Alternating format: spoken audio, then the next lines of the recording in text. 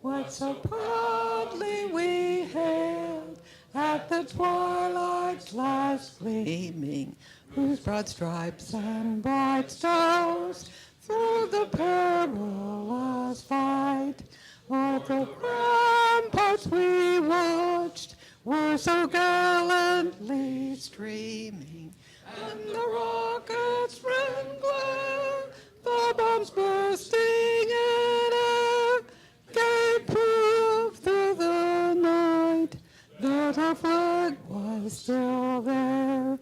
Oh, say does that star-spangled banner yet wave o'er the land of the free and the home of the brave?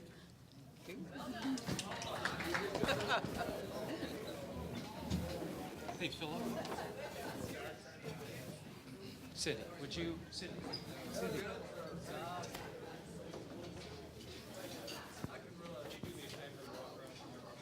Sure. I have to say, that was remarkable. For a bunch of folks with no musical training to sing a cappella that well, that was really impressive. It really was. If I could welcome guests, if I could get the people on the left side of the room that have a guest with them to stand up and introduce their guest. Please welcome Markham, and she is a Methodist pastor, and she's thinking about joining. I'm Marilyn Hilberth, and I'm here this morning with my fabulous daughter, Michelle Hilberth, and she is a Rotarian at the High Noon Durango Rotary. This is her second visit.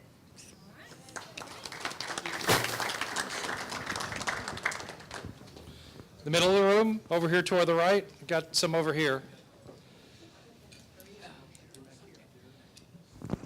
It's me again.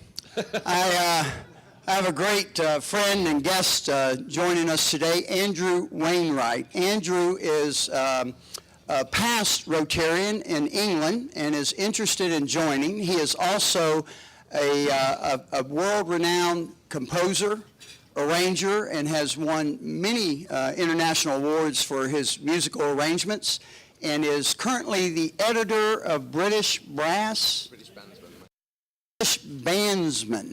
And he's a Salvationist, so we've known him from way back. But great guy. Please welcome Andrew Wainwright.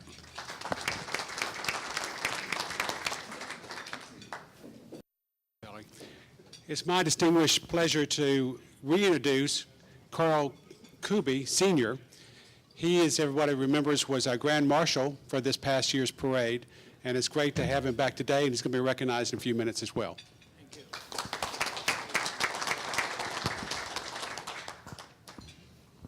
I would like to introduce Dan Taylor. He is newly back in the Dallas area, a longtime Rotarian and a member of the Baltimore Club.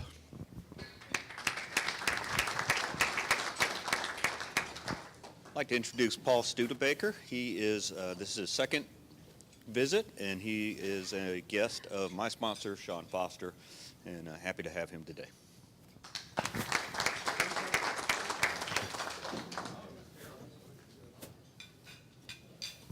Hello, it's my pleasure to introduce Jackson Thomas.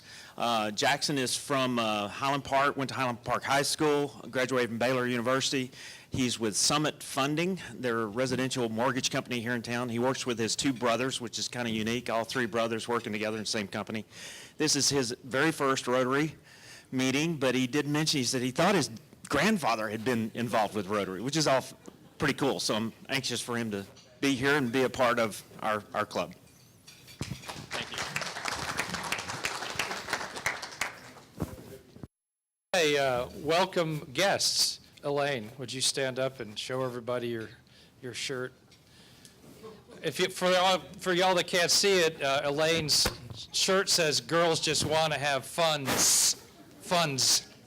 Elaine is collecting for every Rotarian every year to make their donation, and her sweater also says "Girls Just Want to Have Funds." So, everybody needs to see Elaine before they leave and make sure that they make their contribution for this year. Thank you, Elaine. All right, could I get Herb Ziv to come up and do the marketplace? Oh, he's right there. He is. Thank you, President Paul. Our Marketplace Avenue has provided civil engineering, structural engineering, surveying, and forensic services to clients across Texas and the USA. A few of the iconic projects they have worked on in DFW, including the SMU campus, Baylor Hospital, Dallas City Hall, and right here at North Park Center. Recent projects include the shops at Park Lane, 8111 Westchester, Victory, and Uptown residential high-rises, and offices for FedEx, Raytheon, and the Perot family. RLG staff includes 27 professional engineers and surveyors and over 80 total employees with offices in Dallas, Fort Worth, and Peoria, Illinois. Club members David Goodson and Stuart Markinson, among others, currently run the company that was founded by Ray Goodson, who is a past president of our club. So help me thank them for their sponsorship.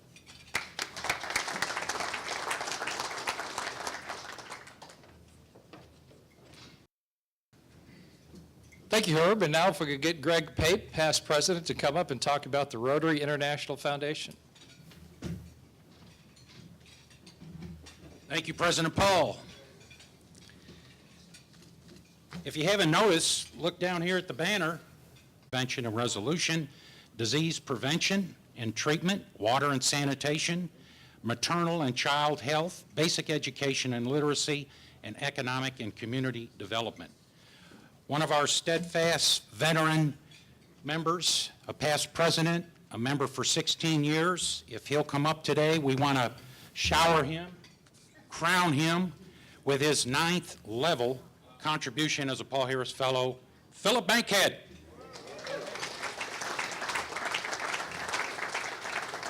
Thank you, brother. Where's the camera? Congratulations. Thank you very much. All right. Thank you, President Paul. Thank you, Greg, and thank you, Philip. Patsy, would you bring Natalie up? Patsy is going to introduce our newest member. And actually, I'd like to reintroduce Natalie. She was a member of our club about 20 years ago, so some of you may remember her. She did have to drop out due to work and travel, but she's now back with us again.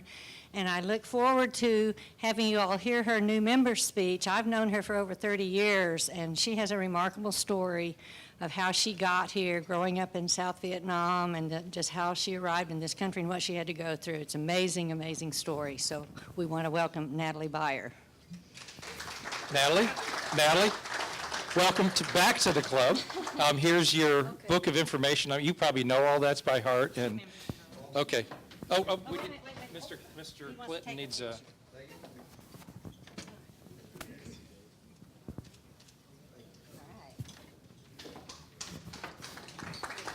Okay, Philip, if you and Carl would come up, and we can do this down here.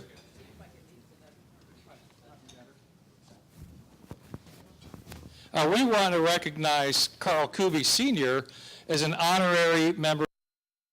Carl has been a member of this community since the early 1960s. I think he's a stalwart of the community, and it only took us like 100 years to ask you to be our Grand Marshal, but we finally got around to it. You're exemplary of what this community is all about, which is family and friendship and giving back to the community. So I want to present you with, and I just pulled it out, a honorary membership certificate, and we very much thank you for being our Grand Marshal and being around for us.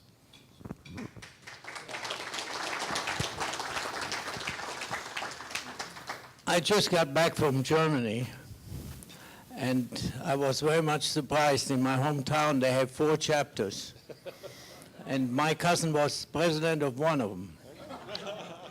And they invited me to come over there, and I just want to tell you a few differences between here and there. Number 1, everybody had a mug of beer in front of him. That's not a surprise. Number 2, they didn't have a prayer. They didn't say the Pledge of Religion. but they were all enthused about raising money, and they were really crazy about their greetings, and they're looking forward. Maybe some of you would come to the international meeting in Hamburg this next year. Richard's going. That's all. I'm happy to be here, and I was honored to be the Grand Marshal. I never dreamed to have anything like that happen to my life, but I think I did all right. My arm still hurts a little bit, but Dr. Burkhead said it's no rotator cuff problem. I'm just old. Yeah. Thank you very much, and I enjoy the company.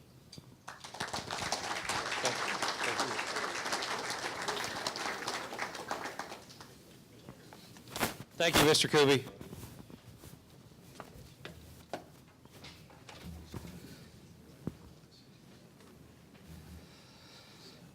Okay, a few announcements before we get to our speaker. We have several service opportunities coming up this holiday season. The first of which is the Snyder Plaza tree lighting ceremony, November 18th. The sign-ups are online. There are still plenty of sign-up opportunities, so please go online and sign up. It's a lot of fun. A lot of people show up. It's a great community event and a great way to get the Rotary name out there. Secondly, on December 2nd, we've got Breakfast with Santa. It's on the website, although it just says to contact you, so I guess they just sign up through you, Daniel. Okay, all right, perfect. Scottish Rite popcorn stuffing is Tuesday, December 4th. That's always a lot of fun. I don't believe that's up on the website yet, but we'll get it up soon. And then finally, and actually not least important, but maybe most important, is the Angel Tree, which is out here in the Moll, November 30th, December 1st, and December 2nd. Ian and I are going to get that up on the website on Monday. I have done that several times. It is a great way to kick off the holiday season. It is fascinating, the people that will come and spend a lot of money on children they don't even know. And when I say the people, some of the people that are bringing gifts, you would just not expect that they would have that in their heart. So it's a great way to kick off the the holiday season. So please go ahead and sign up for that one once it gets up onto the website. And then just some scheduling things. November 23rd, we will have no meeting. That's the day after Thanksgiving. We'll be back here on November 30th. Yes, ma'am.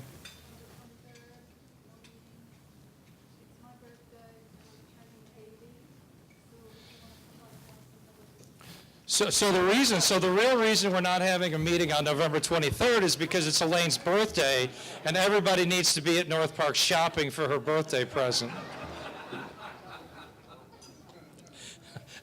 We'll be back here on November 30th for our last meeting of the year in this space. December 7th, we will be at Salvation Army for our annual chili lunch. December 14th will be our holiday party at the I can never remember the name of the condo building, the Parkview, I believe, in the evening, so we won't have a meeting that day at lunch. No meeting December 21st or 27th. Then we'll be back here January 4th, kicking it off for the next calendar year. So all of that is on the website, but just as a reminder. So with that, I'm going to turn it over to Valerie to introduce our speaker.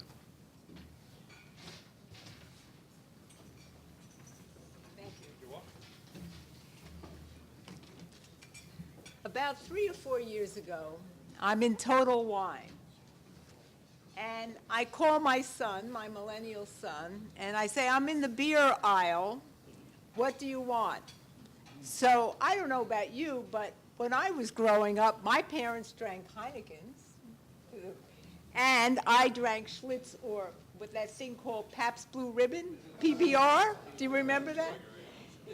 Okay. He goes, and out loud on my speaker on my cell phone, left-handed juju. Well, I don't know what to do. I go, left-handed juju. Well, there happened to be a millennial standing right there who worked at Total Wine, right there in the craft beer section. He goes, your son has good choice. That's a great beer. So the two of them carried on my cell phone about Amber, Oktoberfest, Ale, Pale, and I wound up taking 2 six-packs home of all these exotic names. The next day, I'm watching Squawk Box. You know, that Wall Street kind of show early in the morning? And they have on someone from a local brewery, a craft brewer. And he starts to talk about market share, distribution. He's really happy if he gets 0.5% of the market. And if some restaurant or some liquor store includes his beer. Then I started to realize this was serious, that the craft beer industry was something they were taking seriously. It was a threat to our established kind of beer distributors. If Squawk Box had him on, of course they were sampling beer. Just this year, the Dallas Economist Club, we had a field trip to the Highlands Brewery. And we also had some information, which I gave you a copy of, from the Federal Reserve on the craft brewing industry and the change in regulation. So this is something we need to take seriously. So our speaker today is Brad Moll. He's the co-owner of the Highlands Brewery. A little bit about Brad, and he'll tell you more. Born in Arlington, Texas, graduated from the University of the South in 1995, where he started brewing. But he takes a detour and goes to SMU Law School and graduates in 1998, and was very successful. Became a partner 17 years at a law firm, became partner of an 80-person firm. And then all of a sudden, his passion drove him, and he left the law in April of 2014 and started Highlands Brewery. So he's been there for 3.5 years, and they've won 25 national and international awards. So let's welcome Brad Moll, and he'll tell you more about regulation, his brewery, and all sorts of good things. I think he even has a six-pack.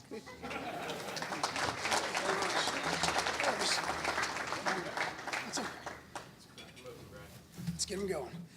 Thank y'all for having me. I'm glad to hear that in Germany, beer comes first. I love that. My family's from Germany, 100%, so I think that's where my love of beer comes from. But I'll start out by saying a very famous quote that is, beer is proof that God loves us and wants us to be happy. From the first writings, the first laws, the first religious, social, and political rituals, humankind has been soaked in beer. Beer gave us crucial vitamins and nutrients in the Dark Ages when we needed it. It gave us purified water so that our human race could survive. Beer is and was a fundamental building block of human history. Beer is steeped in so much history. It's hard to believe. I'm giving a speech at the end of this month on the history of beer and religion at a local group called Faith and Ales. And in doing the research on that, I mean, the very first writings are a recipe for beer from the ancient Sumerians. The very first writings that we know of, and that's pretty amazing. Thank you for the introduction. Let me tell you a little bit about myself. I am from Arlington. I turned down a football scholarship to SMU and to Texas Tech to go play at a very small school in Tennessee. I played football, ran track, had a blast doing it, and when I graduated, I did what every other red-blooded American who didn't want to get a job did at that time, and went to law school. If I'd have known that there was a way to make a living in the fermentation sciences, I would have pursued that at that time. I just didn't know that was an option. I started making beer my freshman year out of necessity. My parents would drive from Arlington, Texas to Sewanee, Tennessee, just about every other week to watch me play football, and they would mule 4 or 5 cases of Texas beer, Shiner Bock, and at the time, Celis out of Austin. After the season, my father, being a staunch German, said, "I'm not doing this anymore. It's like having 12 people in my car. I'm getting 4 miles to the gallon. We're not doing this." So I said, what am I supposed to do? He said, "Why don't you brew beer? That's what your grandfather used to do." I said, "Oh." There was no internet, so I got a magazine and I filled out a form, and I had a bunch of stuff delivered to my dorm room, and in the kitchen I made a Guinness stout clone, and it was absolutely terrible. Absolutely terrible. But I got better at it, and by the end of my By the end of my college career, I was making beer for fraternity parties and for weddings and for friends and birthdays and things like that. Continued to make beer throughout law school here at SMU, started entering homebrew competitions and started winning repeatedly. And got to the point where I wasn't happy as a lawyer. I made people miserable every day. Now I get to make them happy. Nobody is pissed off at you when you hand them a beer and say, try that. So we started our brewery 3.5 years ago. As Valerie mentioned, we've won 25 national and international awards for our beer, including just this past month in September. This was voted the 3rd best Oktoberfest in the United States. So we're real proud of that. The cool thing about it, the first best Oktoberfest, the number 1, is over in Fort Worth by RAR. So you have 2 of the best Oktoberfest-style beers in the United States right here in the Metroplex. And that tells you a little bit about how the beer industry has evolved here. When I spoke with Valerie, I went off the cuff, but this time I've got some notes here. I want to talk to you guys today about the Texas craft beer industry, and handouts there you can see how from 2009 all the way through today the industry has grown. But let me give you a few little facts. There's 250 plus craft breweries in Texas. That's the 8th most in the United States. However, we're only 46 by brewery per capita. So we have a large state with lots of people. We have a lot of breweries, but not many per capita. To put it in perspective, San Diego itself has more breweries in the entire state of Texas. So we have a long way to go. We have lots of growth that we can hit. And just with what we have right now, our industry has a $4.5 billion economic impact on the state of Texas every year. But that ranks us per capita on economic impact just 30th in the United States. So again, we do a lot of good. We can raise a lot of money for the state, but we're not doing as much as our industry could. And why is that? Our beer laws are broken. Beer manufacturing is treated different than every other alcohol manufacturing segment in the state. Number 1, you can walk into any winery in the state of Texas and buy 2 cases of wine and take it home. You can walk into any distillery and buy 2 handles of liquor, distilled spirits, and take them home. You can walk into any brew pub and buy a 6-pack to go. You can't walk into a brewery and buy alcohol to go. There are many other oddities that we're going to talk about, and one of the things that's important for me, I've been a member of the Texas Craft Brewers Guild since I left the law and lobbied the legislature for changing the law. And what's important is that every time I hear somebody say, Texas, we're open for business. Well, not for breweries. We're not. $4.5 billion, and we could do so much more with the laws. Let me give you a few more examples of what's crazy about the laws.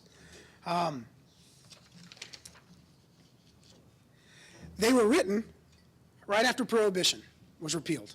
And the reason the Texas Alcoholic Beverage Code was written the way it was to stop vertical integration. In other words, pre-Prohibition, organized crime entities owned the manufacturers, the distribution chains, and the retailers. So kind of like England, when you walk into an English pub, they usually have one brewery that they're tied to. They have other beers, but they have Fuller's or London Pride or something like that. That brewery is tied to that retail establishment. Here in Texas and most of the United States, we have the 3-tier system that prevents that sort of thing. No tied houses. The intent was good, but over the years, things have been chipped away. Things have been carved out to the exclusion of the manufacturers, the beer manufacturers. The wholesale beer lobby is a very powerful lobby. To give you an example, the last legislative session, they gave over $3.2 million to state legislatures. Craft brewers gave $67,000. Unfortunately, in politics in Texas, money talks. So we do have a craft pack now where our voices are being heard. But there's a big sway in what people think. You know, it used to be the Pabst Blue Ribbon, used to be throughout the 19th and 20th century consolidation. Big breweries buying up other breweries and shutting them down. Who remembers Falstaff? Falstaff was around when I was in college. It's gone now. PBR has bought up, Pabst has bought up small brewery after small brewery after small brewery. The big boys have bought up small brewery after small brewery after small brewery. It's all about market share. Last year, the craft beer market declined 2%. I'm sorry, not craft beer. The overall beer market declined 2%, but craft beer gained 5%. So the big boys are losing market share, and they're coming after the small guys to keep that market share in their side of the ledger. So all to say, effective lobbying and effective money placement has given the wholesalers a leg up in where the beer laws stand. But Texas is not open for business when it comes to beer, and there is really no free market. So let me start with this proposition. Good government shouldn't pick winners and losers. Free market should pick winners and losers. Unfortunately, in Texas, our laws govern who is successful and who is not.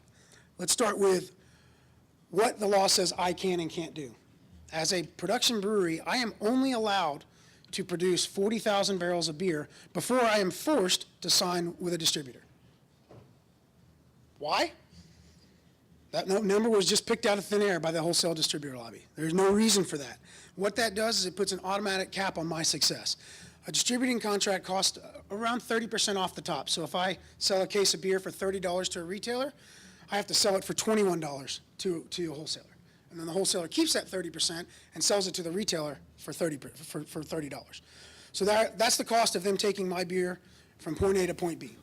As a small business owner, I have 4 trucks, 4 delivery drivers. I load them up every morning and we send them off, and I keep that 30%. The reason we do that is, as a lawyer, I represented businesses. I was a commercial litigator. I tried cases in 11 states. And I saw time after time after time that debt kills small businesses.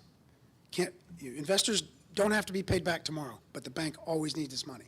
So one thing that I learned is I'm not going to do that. So we're debt-free, and we self-fund every expansion. We funded 4 different expansions in the 3.5 years that we've been, and it's simply by not doing the distributor thing. But I would sure like to make more than 40,000 barrels a year if I could. I don't want my success limited and then immediately have to hand over a percentage of my profits. But that's the way the law is. And what happened in 2017 is not only did that change, well, it changed a little bit. It used to be that I could only make 40,000 barrels of beer in every facility that I owned. So if I owned a brewery in Dallas, I can make 40,000 barrels there. In Houston, I can make 40,000 barrels there. Now that changed. Now it's 40,000 barrels wherever I operate, whatever I own. So that cut my ability to produce in half, at least. And you would ask why? Why would you have a brewery in Dallas and one in Houston? Well, here's another quirk. Texas treats beer and ale differently. This is considered an ale, even though it's a lager. So Texas says anything that has 5% alcohol by volume or more is an ale. Anything 5% or less is a beer. All right? Weird distinction, but the wholesale beer distributor lobby, as you think about it, Miller, Coors, Budweiser, all those beers are less than 5%. So what's crazy about that is the law says I am not allowed to store my product, ale, outside of the county where it's manufactured. So that means if I want to distribute to Houston, 5-hour drive away, I have to load a truck up with all the product that I'm going to deliver for that day, and my driver has to get back to Dallas County if he's got even one single beer in his car that happens. Sometimes a beer breaks when you're driving. Sometimes you get to a place and the customer doesn't have a check, or you know what, I want it tomorrow. So I have to get my truck with that beer all the way back to Dallas County, or I could be fined and lose my license. Pretty silly, right? Doesn't seem to be really any legitimate business purpose behind that law other than to stop small craft brewers from self-distributing. It penalizes us, really. So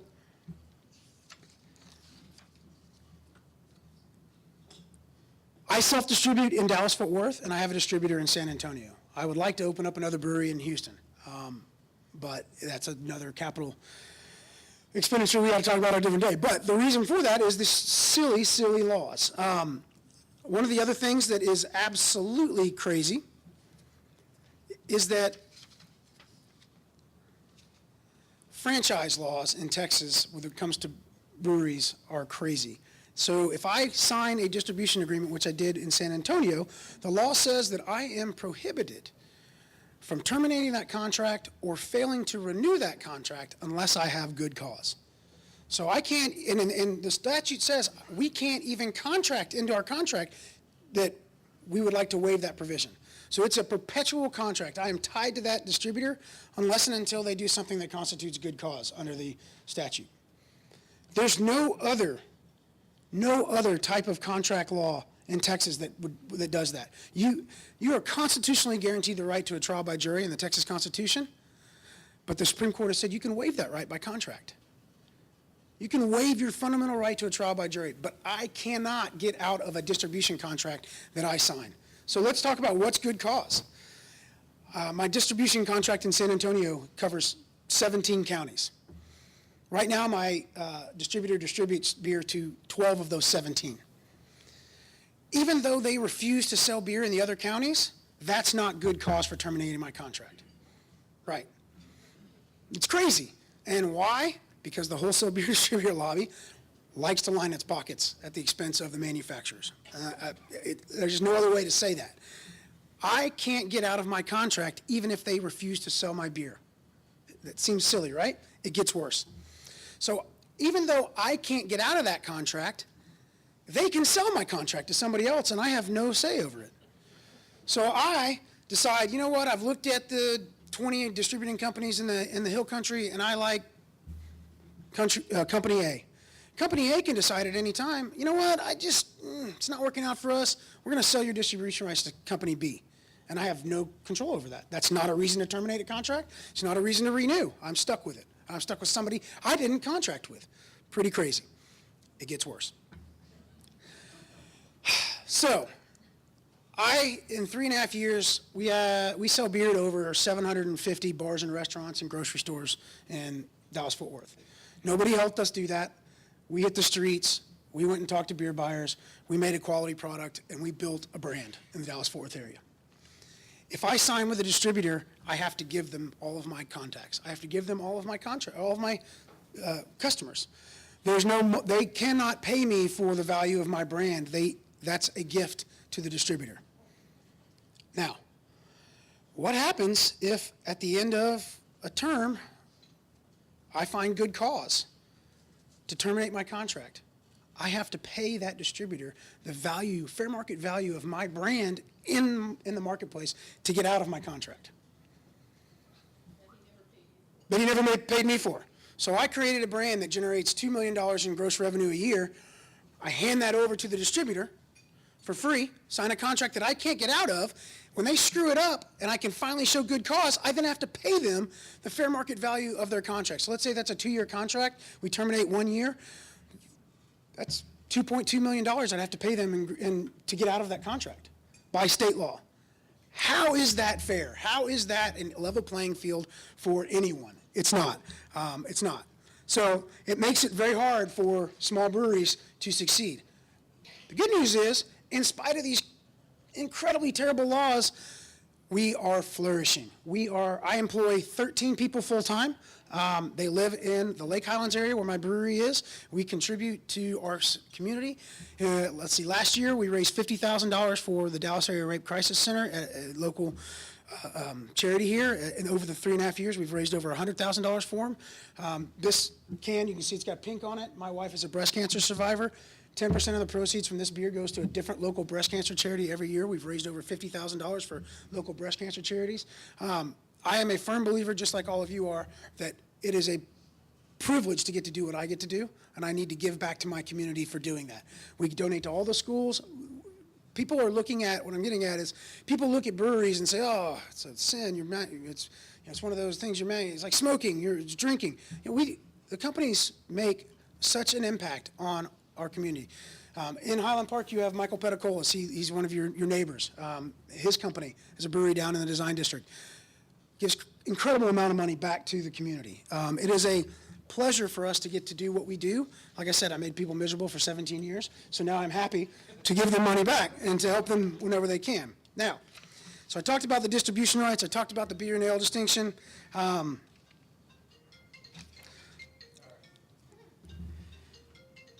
Let me just say a couple things.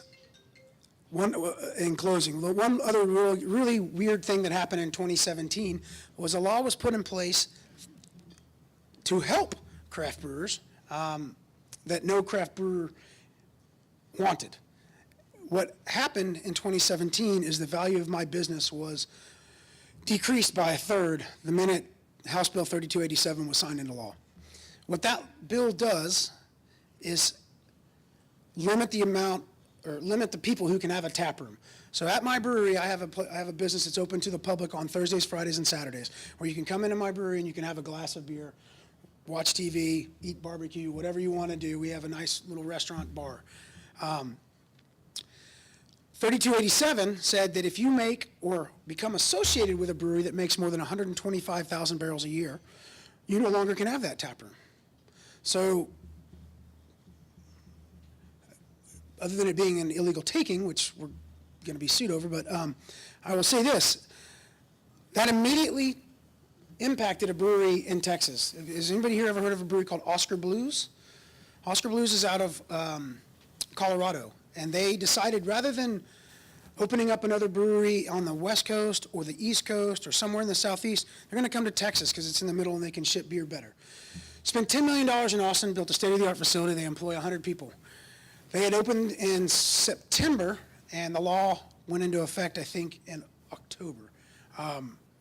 They had to shut their tap room down or sign with a distributor to take their beer from their cold storage in their same facility to their tap room 30 feet away. So now they pay 30% of the value of that beer to move it 50 feet within their own facility. The distributor never touches it. All he does is get a tax. And if that doesn't tell you how crazy Texas politics can be, I don't know what else will. So you've got a tier that is just taking money from another tier for no reason, all under the guise of, well, it's a three-tier system. We have to keep the manufacturers and the retailers separate. The bottom line is the Texas laws punish the small manufacturers and line the pockets of the middle tier for no valid reason. If we take the shackles off of our industry, we will shine. We will bring double the amount of economic impact to this state that we do currently. If we allow beer to go sales out of breweries, like every other alcohol manufacturing segment in the state of Texas, we will almost double, if not triple, our economic impact. There is a brewery tourism segment that is flourishing. People come from every part of Texas to go to different breweries in Dallas. People from Dallas go to Houston to go to breweries, or Austin, or San Antonio. People from out of state, the first thing they ask is, what local beers do you have on tap? Is there a local brewery I can go see? It's really a destination. And we don't have the connotation of a bar. We're not a bar. We don't serve hard liquor. We don't serve wine. We serve beer, and most people drink 2 or 3 beers and they go. There's not a bunch of people standing around getting waylaid and having to take a taxi home. It's not how we are. We're very kid-friendly. At my brewery, we do an event every month called Family Night, where we put a kids' movie on in the back. We usually have face painting or balloon artists, and we just try to attract young adults with children and give them a safe place to take their children on a Friday night and have some family time. So in closing, I'll just say this. Our laws are broken, and I'm working every day to get them changed for the better. I can think of no other industry that is impacted by unfairly as we are, as just our little segment, the production breweries. I can't think of anything else in Texas like this or anywhere else. I will say this, we are the only union that does not allow beer sales to go from a production brewery. So if you're behind Louisiana, Mississippi, Alabama, Tennessee, Georgia, and Florida in anything other than football, that is a bad thing, a very bad thing. So, talk to your legislatures, talk to your senators, let them know that you like craft beer and you don't want to see them punished any longer. Thank you for my time. If you guys have questions, I'm happy to take them. Yes, sir. I don't understand the use of fruit flavors in beer. He doesn't, yes, he doesn't understand the use of fruit flavors in beer. I didn't bring our fruit flavored beer, but we have one. It's a Cole style ale infused with guava. The reason is it's really hot in Texas, and sometimes people want something that's just a little bit more refreshing than just a straight beer. So the fruited beers are very popular. It's a very popular segment, more so for Belgian-style beers, which are sour, and the sweetness of the fruit offsets the sours. But for us, it's just another beer recipe that sells really well. Anybody else? Thanks, Dan. Oh, perfect. My law firm actually represents Deep Ellum Brewing Company. Oh, good. And you probably followed this case. We took the Texas Alcoholic Beverage Commission to court on exactly that thing, the fact that as opposed to a winery, as opposed to a distillery, a brewery cannot sell on its premises for off-site consumption. Correct. You can't buy a six-pack and take it with you. Right. And, you're probably more familiar with the federal constitutional standards than I am as a corporate lawyer, but, the burden of proof that we had to establish that that law should not be upheld, we had to disprove that there was any rational basis for that distinction. Correct. And all the TABC had to show was that there was a possible rational basis, Right. regardless of whether or not it's the basis it actually put that into place. Yeah, the funny thing about the decision, and I read the decision, and I agree with the court's reasoning, but the court said, all you have to do, TABC, is show a rational basis. Whether it's rational or not, we're not going to get into. Just throw something up and it'll stick. So they said the three-tier system is the basis for this decision. So the TABC has a legitimate basis or reason for prohibiting us from selling beer directly to the public because of the three-tier system. We're not a retailer, we're a manufacturer. Manufacturer, distributor, retailer, that's the three-tier system. So just by saying three-tier system, the court said, okay, rational basis. But wineries get to sell directly to consumers. Distilleries get to sell directly to consumers. Brew pubs get to sell directly to consumers. Where's the rational basis of the three-tier system for that? Clearly was carved out an exception to that. So we're still fighting that. Both the Democratic Party and the Republican Party in Texas this year, in their platforms, have doing away with the three-tier system as something they believe in. So we think this year's legislative session, we're going to make some inroads into having beer to go, which will be a tremendous boon for us. It won't be a massive financial boon, but it'll be a way for us to market our brand outside of our area for people who come here from out of state or out of this area. So we're looking forward to that and hoping that the people that were against us in 2017 saw the error of their ways and will come around. I think we've got a pretty good groundswell of people behind us. So, yes, sir. Do you use different yeast strains for your varieties, and do you have any patents on these? Yeah, so beer has four main ingredients: water, malted barley or malted grains, hops, and yeast. Yeast is the magic. Until about 1886, no one knew that there were two different types of yeast, ale and lager yeast. They just thought it was magic. If we just put a little bit of old beer in with a new beer we're making, all of a sudden it starts foaming and fermenting, and we've got alcohol.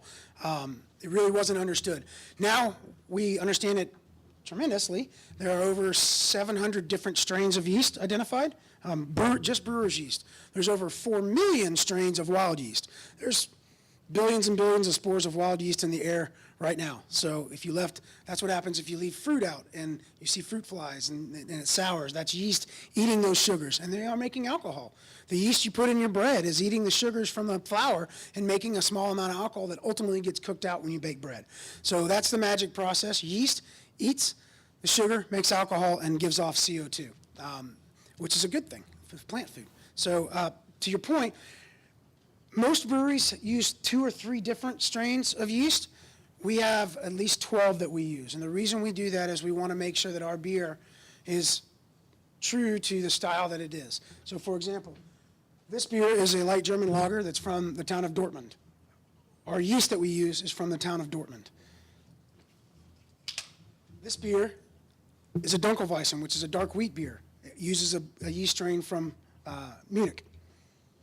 This beer is a Belgian triple. It uses a strain from Belgium. Same with all of our different yeast strains. It's very time-consuming. It's very expensive to maintain all of those. We could just combine and say, well, these two are pretty close, let's use them. Or these two are even more close, let's use them together.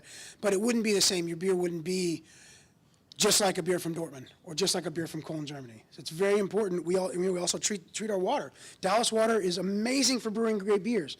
But if you want something that tastes like where it originated, you need to treat your water a little bit. We add some calcium sulfate to the water to give it a little bit more of acidic quality. So we don't have a patent. There are a few folks that do have patents on strains. Same with hops. Hops are a big part of what we do, and there are many universities in the Northeast, Oregon, Washington State, Washington University, that have agricultural programs just for creating new hop varieties. So, yes, sir.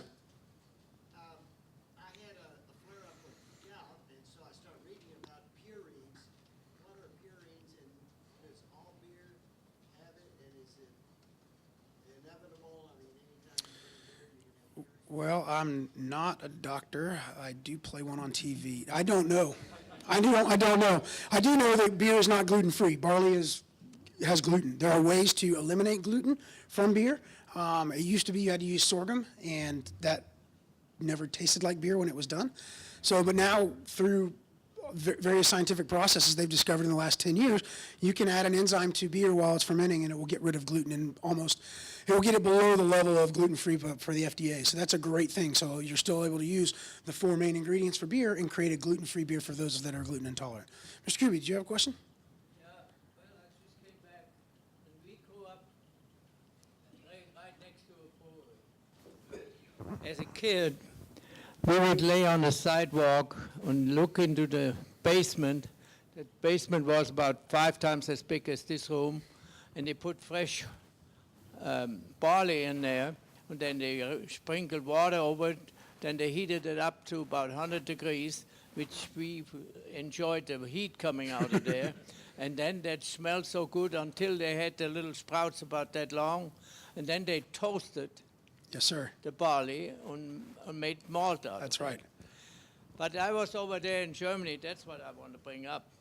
They have up to 40% now alcohol. Well, I mean, that's a touchy subject, alcohol-free beer. It's kind of like decaffeinated coffee. What's the point? I will say that the malting process is pretty interesting. All alcohol manufacturing starts off the same. You make whiskey out of corn or rye. You make beer out of barley. You make wine out of grapes.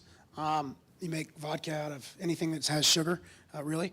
And all you're trying to do is get the sugars to a point where the yeast can eat them. For barley, we go through the malting process. The barley corn, the kernel, they put it in a wet, hot, humid environment, and they trick it into thinking it's about to become a plant. So it takes all those starches that are stored up in the plant, think back to 8th grade biology, and it sends that sprout up. And as soon as it sends that sprout up, that sprout is eating all those sugars, so they stop it. Then they roast it, and then we crack it and soak it in hot water. And the enzymes that are already present that were there to help that plant grow convert the starch into sugars for us. And then all we do is add yeast to it, and it's off to the races. So the historians think that the very first beer was created by somebody leaving grain out in a bowl, and it rained on it, and then it fermented, and they found out, ooh, wait a minute, it's pretty awesome. Yeah, sure thing. Brad, tell us about tours of the brewery and Sure. where you're located. Yeah. We're located at Plano Road and 635. So from here, you would just go Northwest Highway to Plano Road, take a left, go under the bridge there, and we're right behind the Lake Highlands Post Office. We're open Thursdays and Fridays from 4 to 8, and Saturdays 12 to 6. The reason for those hours is when I quit my practice of law to do this, my wife told me that you are not going to own a bar. You will be home to help put our young children to bed every night, so we close fairly early most nights. So we are very family friendly. It's a very nice, unpretentious place to come hang out. So I invite you all to come. Tell me that if you see me, I'll buy you a beer. Thank you, guys. Thank you, Brad. We are going to put a book in your honor in the Preston Hollow Elementary School, and we thank you very much for coming. Absolutely. And you were very modest in not pointing out your Rotary connection, because you co-sponsored the Pines for Polio last month with the Fair Park Club. So Brad is very familiar with Rotary, and I didn't get to go. It was on my calendar and I couldn't make it. But last month they had a Pines for Polio event at the brewery in partnership with the Fair Park Club. So. It was very interesting because a lot of people who were there asked me, why? We thought polio was eradicated. Why are we doing this? Internationally, it's not. That's right. People forget about what happens outside of our We're getting country. close. You took my agenda. Did I? That's just mine. Somebody took my agenda. I'll have to wing it. Does anybody remember who's doing the four-way test? No, she's not here. Paul's doing it. Okay. While Paul's on his way up, and since I no longer have my notes, Cub, are you here anywhere? Cub is our chairman of the day next week. He is bringing a retired. Yes. So next week is our Veterans Day program. Hope that y'all can come, and Paul is going to finish off with the four-way test. You know, you take a picture real quick, you could blackmail me. You know, we're the non-drinker. We're the non-drinker. Don't take one then. Man, oh man, show my boss and I'd be fired. Thought it was kind of ironic. I'm the one doing the four-way test after the brewery stuff. Oh, that's fine. I know many drink responsibly. Lord bless them. Well, will you join me in the four-way test? Of the things we think, say, or do, first, is it truth? Second, is it fair to all concerned? Third, will it bring goodwill and better friendship? And fourth, will it be beneficial to all?